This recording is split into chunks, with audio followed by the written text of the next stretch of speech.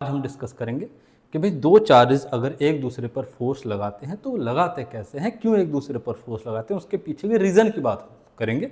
अभी तक की जो क्लासेस हमने करी, हमने जाना कि चार्ज कैसे फोर्स लगाते हैं, कितना फोर्स लगाते हैं, मैग्नीट्यूड क्या होता है, उसकी डायरेक्शन क्या होती है, वो सारी बातें करी थी। आज हम बात करेंगे फोर्स लगता क्यों है, वाई।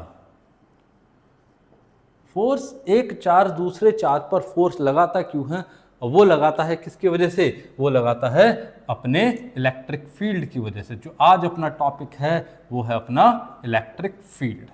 आज जो हम पढ़ने वाले हैं अपनी क्लास में मेरे बच्चों, तो क्या पढ़ने वाले हैं, हम पढ़ने वाले हैं इलेक्ट्रिक फील्ड के बारे में। फटाफट अपनी पेन कॉपी उठाकर तैयार हो जाएं और बोर्ड की तरफ ध्यान दें, टाइम वेस्ट नहीं करना, पढ़ाई करनी है।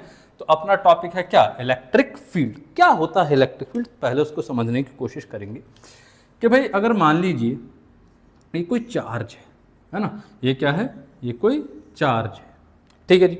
अब ये दूसरा कोई चार्ज है Q नॉट, ठीक है। एक चार्ज Q है, दूसरा कोई चार्ज Q नॉट है। अब ये क्या करते हैं, एक दूसरे पर फोर्स लगाएंगे। आपको मालूम है ये क्या करेगा, ये इसको रिपेल कर देगा, ये इसको क्या कर देगा, रिपेल कर देगा। रिपेल क्यों कर रहा है, क्योंकि ये जो चार्ज है, ये जो चार्ज है अपना Q, ये क्या कर रहा है, अपने चारों तरफ एक ऐसा स्पेस बना ले रहा है जिसके अंदर कोई भी दूसरा चार्ज अगर आएगा, एंटर करेगा, तो उस पर फोर्स लगेगा ही लगेगा। Depending upon the nature of the charges, उस चार्ज के ऊपर फोर्स लगेगा ही लगेगा। तो ये जो फोर्स लगा रहा है या फिर जो अपना फील्ड क्रिएट कर रहा है, इस चार्ज को बोल देते हैं हम सोर्स चार्ज। इस चार्ज का नाम रखा गया सोर्स चार्ज। जिस चार्ज का हम इलेक्ट्रिक फील्ड पता कर रहे हैं, उस चार्ज को बोला गया सोर्स चार्ज। और जिस चार्ज का इस्तेमाल करके हम इसको पता करने की कोशिश कर रहे हैं, इसको टेस्ट करने की कोशिश कर रहे हैं, इसको चेक करने की कोशिश कर रहे हैं, उसको बोल देते हैं हम टेस्ट चार्ज। इसको क्या बोल दे रहे हैं हम, टेस्ट चार्ज। तो अगर सिर्फ इलेक्ट्रिक फील्ड को डिफाइन करने की बात है तो कैसे डिफाइन करेंगे, किसी भी चार्ज के चारों तरफ का वो स्पेस, चारों तरफ का वो एरिया, चारों तरफ का वो रीजन जिसमें कोई भी चार्ज अगर एंटर करे तो वो फोर्स ऑफ अट्रैक्शन या रिपल्शन फील करेगा। तो कैसे लिख सकते हैं हम इसको, it is the space around the charge, in which force of repulsion or attraction is experienced by any other charge. किसी भी चार्ज के चारों तरफ का वो एरिया जिसके अंदर किसी दूसरे चार्ज को लाया जाए तो किसी भी तरह का फोर्स ऑफ अट्रैक्शन या रिपल्शन फील करे, उसी स्पेस को, उसी रीजन को, उसी एरिया को हम क्या बोल दे रहे हैं, इलेक्ट्रिक फील्ड बोल दे रहे हैं। ठीक है साहब। और कैसे डिफाइन करते हैं इसको, अब यहाँ पर क्या लग रहा है, हमने बोला कि फोर्स लगाएगा। ये सोर्स चार्ज है जो जिसका हम इलेक्ट्रिक फील्ड देख रहे हैं, ये टेस्ट चार्ज है जिसकी वजह से हम, जिसका इस्तेमाल करके हम इसके इलेक्ट्रिक फील्ड को कैलकुलेट करने की कोशिश कर रहे हैं। तो यहाँ पर क्या है, फोर्स लग रहा है ना। तो इलेक्ट्रिक फील्ड को हम ऐसे भी डिफाइन कर सकते हैं, it is defined as the electrostatic force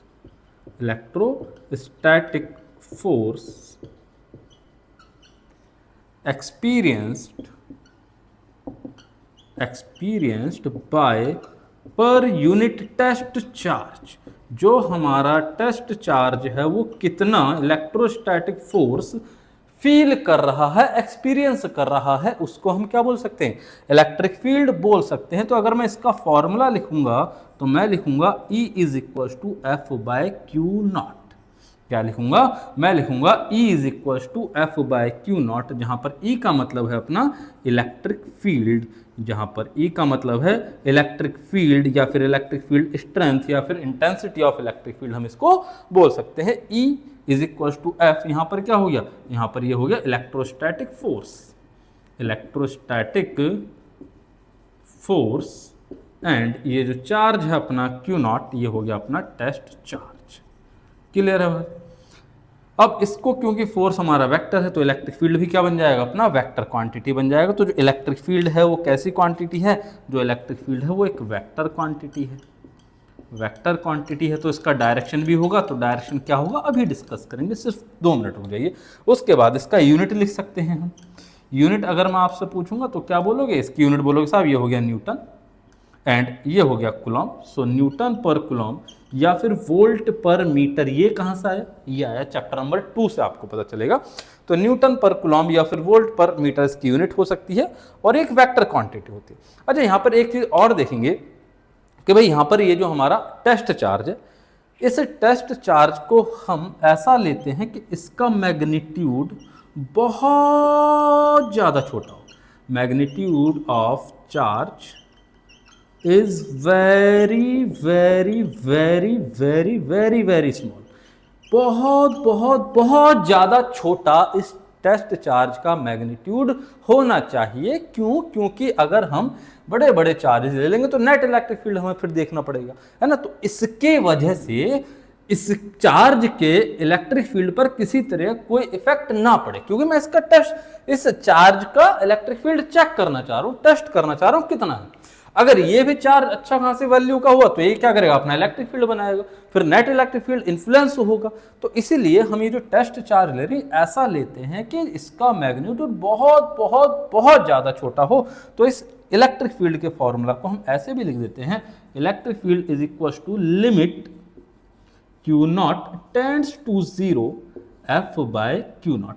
यहाँ पर मतलब क्या है, मतलब है यहाँ पर कि limit Q naught tends to 0 का मतलब हो गया कि इसका वैल्यू इतना छोटा है, इतना छोटा है, इतना छोटा है कि 0 को टेंड कर रहा है। 0 नहीं है, इतना छोटा है कि 0 का आसपास हो। जैसे मैं बोल दूं कि 0.0000000000001 कूलम, इतना छोटा चार्ज है ना, तो बहुत ज्यादा छोटा चार्ज हम ले रहे हैं। अच्छा साहब, अब आपको मालूम है कि भाई अगर ये चार्जेस हैं, ये फोर्स लगाएंगे, फोर्स आपको मालूम है, अकॉर्डिंग टू कूलॉम्स लॉ हम फोर्स का फॉर्मूला क्या लिखते हैं, F is equal to K Q not by R square लिखेंगे। अगर ये डिस्टेंस में r लेता हूं यहां से यहां तक कि भाई इस पॉइंट चार्ज की वजह से r डिस्टेंस पर इलेक्ट्रिक फील्ड बताओ, तो आप क्या लिखोगे, आप लिखोगे F is equal to K Q not by R square. अगर मैं सिर्फ इलेक्ट्रिक फील्ड का मैग्नीट्यूड लिख रहा हूं तो मैं क्या लिखूंगा, इसका मैग्नीट्यूड मैं लिखूंगा फोर्स का मैग्नीट्यूड अपॉन में क्यू नॉट। अब यहाँ पर फोर्स का वैल्यू जो हम लगाएंगे K Q not by R square, तो क्या होगा देखो, K Q not by R square and upon में क्यू नॉट। ये क्यू नॉट से क्यू नॉट कैंसिल हो जाता है और जो इलेक्ट्रिक फील्ड आएगा हमारा वो कितना हो जाएगा, के क्यू बाय आर स्क्वायर। तो जो electric field due to point charge बना हमारा, ये क्या हो गया, ये हो गया electric field due to point charge, due to point charge at R distance. किसी आर डिस्टेंस पर किसी चार्ज Q की वजह से कितना इलेक्ट्रिक फील्ड होगा, तो ये हमारा फॉर्मूला रहेगा E equal to K Q by R square. Magnitude का इलेक्ट्रिक फील्ड इस चार्ज से आर डिस्टेंस पर रहने वाला है। क्लियर है बात। तो आई होप यहां तक बातें समझ में आई होंगी। हमने क्या क्या जाना, इलेक्ट्रिक फील्ड किसी भी चार्ज के चारों तरफ का वो स्पेस जिसके अंदर अगर कोई और चार्ज आता है तो वो क्या करेगा, वो उसके इन्फ्लुएंस को फील कर सकता है, उसी स्पेस को बोल दिया गया इलेक्ट्रिक फील्ड। इसको दूसरी तरीके से हम डिफाइन करते हैं, इन्फ्लुएंस का मतलब क्या होगा, वो कितना फोर्स लगा सकता है किसी चार्ज को लाने पर उसको रिपेल या अट्रैक्ट करने के लिए। तो इसलिए इसको हमने ऐसे भी डिफाइन कर दिया कि भाई कितना चार्ज एक्सपीरियंस कर रहा है, इलेक्ट्रोस्टैटिक फोर्स एक्सपीरियंस बाय पर यूनिट टेस्ट चार्ज। एक टेस्ट चार्ज कितना फोर्स एक्सपीरियंस कर रहा है उसको हमने इलेक्ट्रिक फील्ड बोल दिया। तो इलेक्ट्रिक फील्ड हो गया E vector equal to F vector by Q nought. ठीक है जी। तो अब क्योंकि फोर्स वेक्टर है तो इलेक्ट्रिक फील्ड भी वेक्टर होगा। इलेक्ट्रिक फील्ड कैसे हो गया, वेक्टर क्वांटिटी। यूनिट हमने लिखा यहाँ पर न्यूटन पर कूलॉम इसका यूनिट होगा, वोल्ट पर मीटर भी इसका यूनिट होता है, वो अगले चैप्टर में आपको पता चलेगा। अब हमने यहाँ बोला कि ये जो क्यू नॉट है ये बहुत ज्यादा छोटा होना चाहिए, इसका किसी भी तरीका इन्फ्लुएंस इस चार्ज पर ना आए, क्योंकि ये हमारा सोर्स चार्ज है जिसका इलेक्ट्रिक फील्ड हम पता करने की कोशिश कर रहे हैं कि इसकी कितनी ताकत है किसी पॉइंट पर, किसी डिस्टेंस पर वो कितना होगा। तो इसके लिए हम इसको लिख सकते हैं E vector equal to limit Q nought tends to 0 F vector by Q vector. अब हमने जब फोर्स लिखा कि दो चार्जेस के बीच का फोर्स, तो हम जानते हैं कैसे निकालते हैं, according to Coulomb's law F equals to K Q Q not by R square. हमने यहाँ पर इलेक्ट्रिक फील्ड का मैग्नीट्यूड निकाला किसी भी पॉइंट चार्ज का, तो वो कितना है, वो आया के क्यू बाय आर स्क्वायर। ठीक है जी, आई होप यहाँ तक बातें आपको क्लियर होंगी। अब आगे बढ़ते हैं, हम आगे देखेंगे भाई कि भाई हमने क्या क्या देखा। हमने देखा इलेक्ट्रिक फील्ड का फॉर्मूला हमने देख लिया, electric field due to point charge equals to होता है K Q by R square. ये फॉर्मूला होता है किसी पॉइंट चार्ज की वजह से इलेक्ट्रिक फील्ड का। ठीक है साहब, तो अब आगे अब बात आती है भाई इसकी डायरेक्शन की, कि सर आपने बोला ये वेक्टर क्वांटिटी, तो वेक्टर क्वांटिटी है तो इसका डायरेक्शन क्या होगा। कि भाई अगर ये कोई चार्ज है हमारा, अगर ये कोई हम चार्ज लेते हैं, पॉजिटिव चार्ज ले लिया हमने, जो चार्ज लिया ये हमारा सोर्स चार्ज, ये अपना सोर्स चार्ज है प्लस क्यू मैग्नीट्यूड का। अब मैं यहाँ पर मान लो ये कोई टेस्ट चार्ज रखता हूँ, ये टेस्ट चार्ज है अपना क्यू नॉट, है ना, पॉजिटिव टेस्ट चार्ज हमने लिया क्यू नॉट। अब अगर मैं देखता हूँ कि भाई ये आर डिस्टेंस पर अगर मैंने रखा है तो इलेक्ट्रिक फील्ड का मैग्नीट्यूड तो आपको पता चल गया, बट ये क्या करेगा, अब ये भी पॉजिटिव है ये भी पॉजिटिव है, तो ये क्या करेगा, इसको रिपेल करेगा, तो फोर्स लगाएगा इधर की तरफ। अब क्योंकि आपने अभी वेक्टर फॉर्म लिखा था, ई वेक्टर इक्वल्स टू, आप जानते हैं ई वेक्टर इक्वल्स टू क्या होगा, F vector by Q nought, ये आपने लिखा अभी। तो इसका मतलब क्या है, इसका मतलब ये है कि इलेक्ट्रिक फील्ड का वही डायरेक्शन है जो फोर्स का डायरेक्शन है ना। इस बात का मतलब क्या है, इस बात का मतलब ये है कि E vector has the same direction of force vector. जो फोर्स का डायरेक्शन होगा वही इलेक्ट्रिक फील्ड वेक्टर का डायरेक्शन होगा। अब अगर मैं यहां पर फोर्स देखूं तो फोर्स जा रहा है अवे फ्रॉम द चार्ज, तो जो इलेक्ट्रिक फील्ड का डायरेक्शन होगा वो इलेक्ट्रिक फील्ड भी इसी डायरेक्शन में रहेगा। क्लियरली। अब अगर मैं यहां पर देखता हूं कि भाई इससे आर डिस्टेंस पर यहां पर अगर मैं देखूंगा, तो यहां पर अगर देखूं तो भाई फिर से अगर मैं यहां पर टेस्ट चार्ज रखता हूं क्यू नॉट, तो ये भी रिपेल करेगा इसको इधर की तरफ, यहां फोर्स लगेगा तो इलेक्ट्रिक फील्ड भी इधर होगा। ठीक है, अगर इधर लेता हूं मैं आर डिस्टेंस पर तो ऑब्वियस सी बात है फोर्स इधर लगेगा, इलेक्ट्रिक फील्ड भी इधर होगा, और यहां पर लेता हूं तो फोर्स ऊपर की तरफ, इलेक्ट्रिक फील्ड भी ऊपर की तरफ। ठीक है, तो एक बात हमें क्लियर हुई कि पॉजिटिव चार्ज अगर हम ले रहे हैं, अगर हमारा सोर्स चार्ज कैसा है, अगर हमारा सोर्स चार्ज है पॉजिटिव, अगर हमारा सोर्स चार्ज कैसा है, पॉजिटिव चार्ज है, तो जो इलेक्ट्रिक फील्ड का डायरेक्शन होगा, electric field has the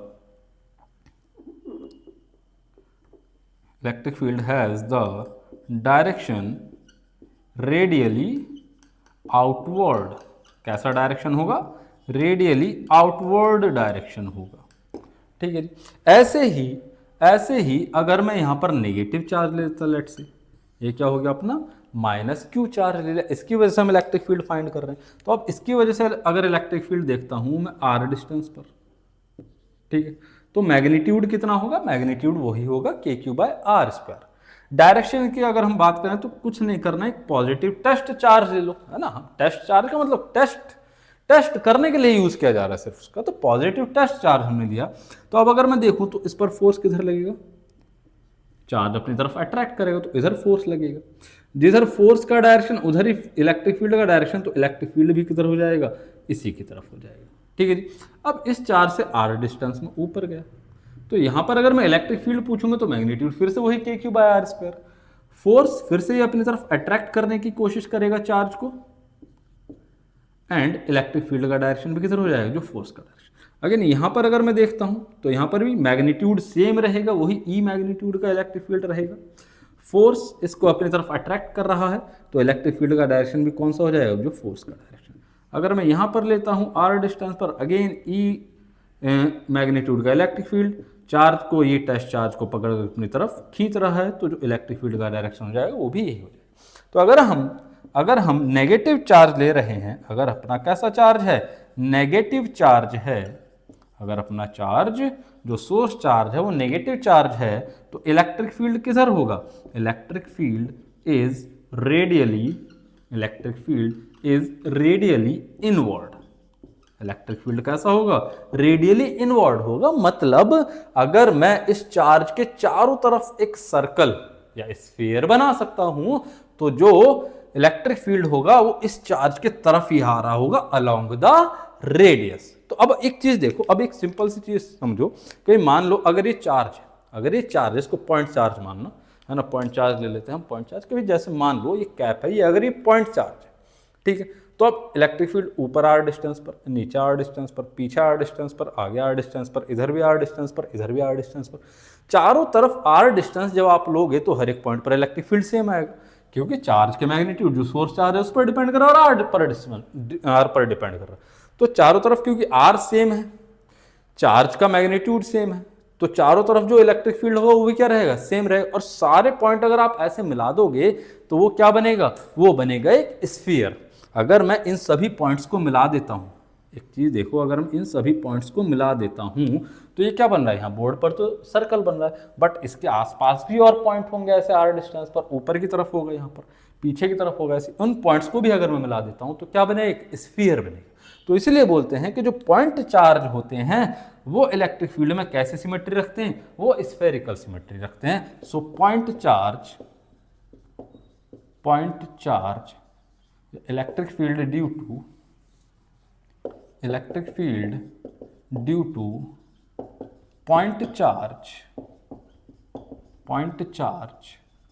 has spherical symmetry। जो पॉइंट चार्ज होते हैं उनकी वजह से जो इलेक्ट्रिक फील्ड होता है उसमें हमें स्फेरिकल सिमेट्री देखने को मिलती है। इसका मतलब क्या है कि हम पॉइंट चार्ज से चारों तरफ आर डिस्टेंस पर अगर पॉइंट लेंगे तो हर एक पॉइंट पर हमें इलेक्ट्रिक फील्ड क्या मिलने वाला है, सेम मिलने वाला है। क्लियर है बात। तो ये हो गई भाई बात डायरेक्शन की, कि डायरेक्शन कैसे देखना है। डायरेक्शन सिंपल ये देखना है, एक टेस्ट चार्ज लो, बहुत छोटा सा पॉजिटिव टेस्ट चार्ज हम हमेशा लेंगे, उस पॉजिटिव टेस्ट चार्ज को ले जाकर रख दो चार्ज के पास में, सोर्स चार्ज के पास में, फिर उसके ऊपर जो भी डायरेक्शन है फोर्स का वही डायरेक्शन हो जाएगा अपना इलेक्ट्रिक फील्ड का। आई होप यहां तक आपको डायरेक्शन निकालनी आ गई हो। अब इसके बाद हम बात करेंगे कभी इलेक्ट्रिक फील्ड की वेक्टर फॉर्म के बारे में। जैसे हमने कूलॉम्स लॉ में वेक्टर फॉर्म पढ़ा था वैसे हम इलेक्ट्रिक फील्ड का वेक्टर फॉर्म लिखेंगे। कैसे लिखेंगे इसका वेक्टर फॉर्म, कैसे लिखेंगे इलेक्ट्रिक फील्ड का वेक्टर फॉर्म। तो वेक्टर फॉर्म की अगर हम बात करते हैं तो अगर मुझे इलेक्ट्रिक फील्ड का वेक्टर फॉर्म लिखना है तो मुझे इलेक्ट्रिक फील्ड का मैग्नीट्यूड चाहिए और चाहिए उस डायरेक्शन का यूनिट वेक्टर, है ना। कि जैसे मान लो ये मेरा कोई चार्ज है यहाँ पर Q, ये मेरा कोई चार्ज है यहाँ पर Q, ये इसका पोजीशन वेक्टर हो गया R वेक्टर और ये अपना चार्ज। क्लियर बात। इस चार्ज की वजह से यहाँ पर ये कोई पॉइंट है, यहाँ पर ये कोई पॉइंट है, इस पॉइंट का जो पोजीशन वेक्टर है वो है R2 वेक्टर। अब इस चार्ज पॉजिटिव Q चार्ज की वजह से मुझे यहाँ पर इस पॉइंट P पर क्या बताना है, इलेक्ट्रिक फील्ड बताना है, और ये कितना है, ये है R वेक्टर। इसके रिस्पेक्ट में ये कहाँ पर है, ये R वेक्टर पर है। तो अब मुझे क्या क्या चाहिए, मुझे चाहिए कि इस चार्ज की वजह से इस पॉइंट पर जो इलेक्ट्रिक फील्ड होगा उसका मैग्नीट्यूड। तो मैं लिख सकता हूँ इसका मैग्नीट्यूड, तो मैं लिख सकता हूँ कि पॉइंट चार्ज की वजह से इलेक्ट्रिक फील्ड जो होगा वो होगा KQ/R²। ये तो मैग्नीट्यूड आ गया। बाकी आर कैप का मतलब मैं बता चुका हूं, आर कैप मतलब unit vector along the line, इस लाइन का अलोंग यूनिट वेक्टर कितना होगा। तो यूनिट वेक्टर हम कैसे लिखते हैं, यूनिट वेक्टर हम लिखते हैं आर वेक्टर अपॉन में आर वेक्टर का मोड। क्लियर है बात। तो यहां पर क्या लिखूंगा मैं लिखूंगा यहां पर R vector upon mod of R vector, R vector upon mod of R vector. Mod of R vector का मतलब क्या होता है, इसका मैग्नीट्यूड ही तो होता है। क्या होता है, इसका मैग्नीट्यूड ही होता है। तो यहां पर क्या लिख सकता हूं मैं, सिंपल इसकी जगह आर लिख सकता हूं। तो भाई ये क्या हो जाएगा, ये हो जाएगा KQ/R³ इंटू आर वेक्टर। ठीक है, KQ/R³ इंटू आर वेक्टर। अच्छा देखो अब आर वेक्टर कैसे लिखेंगे, आर वेक्टर हम लिखना जानते हैं। आर वेक्टर कैसे लिखेंगे, जो फाइनल पोजिशन है उसमें से R2 वेक्टर में से इनिशियल पोजीशन सब्ट्रैक्ट कर दो, R1 वेक्टर। तो हम कैसे लिख सकते हैं, electric field vector E vector equal to KQ/R2 vector minus R1 vector upon में R2 vector minus R1 vector के मोड का क्यूब। ये बन जाएगा अपना इलेक्ट्रिक फील्ड का वेक्टर फॉर्म। ठीक है, जैसे हमने कूलॉम्स लॉ का वेक्टर फॉर्म लिखा था वैसे ये इलेक्ट्रिक फील्ड का वेक्टर फॉर्म हो चुका है। यहाँ पर क्या है, KQ, सिर्फ क्या है, एक चार्ज की कमी है जो हमारा टेस्ट चार्ज है, उसकी यहाँ पर कोई जरूरत नहीं है। तो KQ/R2 vector minus R1 vector, जिस पॉइंट पर आपको इलेक्ट्रिक फील्ड निकालना है उसके पोजीशन वेक्टर में से उस चार्ज का पोजीशन वेक्टर सब्ट्रैक्ट कर दो जिसकी वजह से आप इलेक्ट्रिक फील्ड निकाले, तो R2 vector minus R1 vector upon उसके मोड का क्यूब, ये क्या बन गया अपना इलेक्ट्रिक फील्ड का वेक्टर फॉर्म। क्लियर है बात। और चलिए और आगे बात करते हैं। जरूरी एक दो छोटे मोटे पॉइंट और देख लो कि भाई अब अगर इलेक्ट्रिक फील्ड है, मान लो ये इलेक्ट्रिक फील्ड है अपना, ठीक है, यूनिफॉर्म इलेक्ट्रिक फील्ड है ये।